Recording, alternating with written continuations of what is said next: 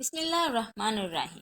میری پیاری بہنوں اور میرے پیارے بھائیوں، نئی ویڈیو کے ساتھ آپ کی خدمت میں حاضر ہوں۔ آج کی ویڈیو بڑی اہم ہے۔ آج ہم بات کریں گے کہ اصل میں کمزور انسان کون ہے اور اس کی 5 نشانیاں کون سی ہیں۔ یہ نظر آئیں تو محتاط ہو جایا کریں اور خود سے بھی محتاط ہو جائیں۔ اگر اپنے اندر ہے تو اللہ سے توبہ کریں تاکہ اللہ آپ کو بہتری کی طرف لے کے جائیں۔ کمزور انسان کی پہلی نشانی، معاف نہیں کرے گا۔ آپ کو بھی اس کے ساتھ بیٹھ جائیں۔ 5 سال 10 سال پرانا قصہ، کسی کا دیا ہوا دھوکہ، کسی کی ہوئی بری بات وہ یاد کر کے رپیٹ کرتا رہے گا کہ اس نے میرے ساتھ ایسا کر دیا تو پھر میں نے ایسا کر دیا۔ تو ایسا انسان بڑا کمزور انسان ہوتا ہے، کیونکہ وہ آگے نہیں بڑھ سکتا۔ وہ اپنی ایسی نیگیٹیوٹی میں مبتلا رہتا ہے اور اس کے ساتھ بیٹھنے سے آپ کو بھی بڑی نیگیٹیوٹی محسوس ہوتی ہے۔ تو محتاط رہیں، کیونکہ معاف کرنا بہت بڑا عمل ہے۔ معافی مانگنے والا یا معافی دینے والا بڑا دلیر ہوتا ہے، تو جو معاف نہیں کر سکتا وہ بڑا کمزور انسان ہے۔ تو یہ ہے پہلی نشانی۔ دوسری نشانی کمزور انسان کی یہ ہے کہ وہ اپنی غلطی تسلیم نہیں کرتا۔ آپ دیکھیں گے کہ وہ فل زور لگائے گا، اپنی غلطی نہیں مانے گا۔ کسی بھی مسئلے کا جو وجہ ہے نا وہ دوسروں پہ ڈالے گا، خود کو بچا لے گا۔ جتنا مرضی بھی آپ کر لیں تو یہ انسان بھی بڑا کمزور ہوتا ہے اور یہ انسان بھی آگے گرو نہیں کر سکتا۔ جو انسان غلطی کرے اور فوراً معافی مانگے اور بولے کہ جی واقعی اس میں میری غلطی تھی، مجھ سے کوئی کمی رہ گئی، وہ انسان بہت آگے نکلتا ہے اور اللہ اس کو بہت نوازتا ہے۔ تو اگر آپ کو کسی میں یہ نظر آئے یا ذرا آپ اس کو کوئی بات کریں اور وہ ڈیفالٹ کرنا شروع کر دیں کہ نہیں میری تو غلطی ہے ہی نہیں، اور یہ آپ کو اپنی روٹین میں لوگ کرتے ہوئے نظر آتے ہیں، اپنے آپ کو چینج کریں۔ یقین کریں کہ غلطی تسلیم کرنے میں کوئی انسان چھوٹا نہیں ہو جاتا بلکہ بہت بلند ہوتا جاتا ہے۔ اور کمزور انسان کی تیسری نشانی، وہ ہر ممکن کوشش کرے گا آپ کو چھوٹا دکھانے کی، آپ سے اپنے آپ کو بہتر ثابت کرنے کی، اپنے علم کے ذریعے، اپنے پیسے کے ذریعے، اپنے سٹیٹس کے ذریعے۔ وہ کوشش کرے گا کہ کسی طریقے سے آپ کو امپریس کرے، اپنے منہ سے اپنی تعریفیں کر رہا ہوگا۔ تو ایسا انسان نہ بہت کمزور انسان ہوتا ہے، اس کے پاس دنیا کی دولت سب اکٹھی ہو بھی جائے نہ وہ کسی کے لیے کوئی خیر کی بات نہیں کر سکتا، کیونکہ وہ اپنے آپ سے ہی نہیں نکل رہا ہوتا۔ کسی انسان کو یہ کہہ دینا کہ آپ اس سے بہتر ہیں تو یہی تکبر میں آتا ہے کہ آپ کو اپنا آپ دوسروں سے بہتر نظر آنا شروع ہو۔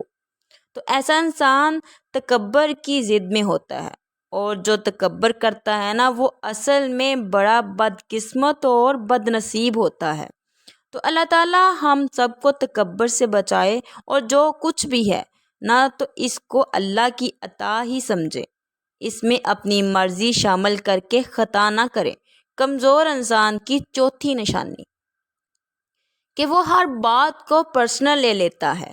اپنے آپ کو کوئی اس کو سمجھانے کے لیے، اس کی اصلاح کے لیے کوئی بات کرے، مومن کا آئینہ ہے، تو اگر آپ اس کی اصلاح کے لیے بات کریں تو وہ فوراً اس کو پرسنل لے لے گا، اور اس کو اتنا بڑا شوق لگے گا کہ اس کو ایسے لگے گا کہ جیسے کہ یہ برائی میرے اندر موجود ہی نہیں ہے، یہ اس نے کیسے کہہ دیا۔ تو اپنی غلطیوں کا، اپنی کمیوں کا احساس ہونا بھی اللہ کا بڑا انعام ہوتا ہے، تاکہ بندہ ان کو بہتر کر کے، ٹھیک کر کے، ایسا انسان کے جس کو آپ نے نیک نیتی کے ساتھ ایک اچھا مشورہ دیا اور وہ پرسنل ہو گیا تو وہ بڑا کمزور انسان ہے۔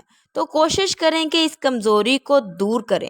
دوست وہ ہے جو تم سے تمہاری خامی اور دوسروں سے تمہاری خوبی بیان کرے۔ تو اگر اللہ نے آپ کو ایسا دوست دیا ہوا ہے جو آپ کی اصلاح کر رہا ہوتا ہے تو اس کی بات کو اچھے طریقے سے سنیں اور اس کے اوپر عمل کریں، کیونکہ ایسے ہی زندگی کا سفر کرتا ہے۔ اور انسان جیسے اللہ کے قریب ہو رہا ہوتا ہے، زندگی گزر رہی ہوتی ہے، تو اپنے اندر وہ غلطیاں ہیں ان کو اللہ کے حکم سے مائنس کرتا رہتا ہے۔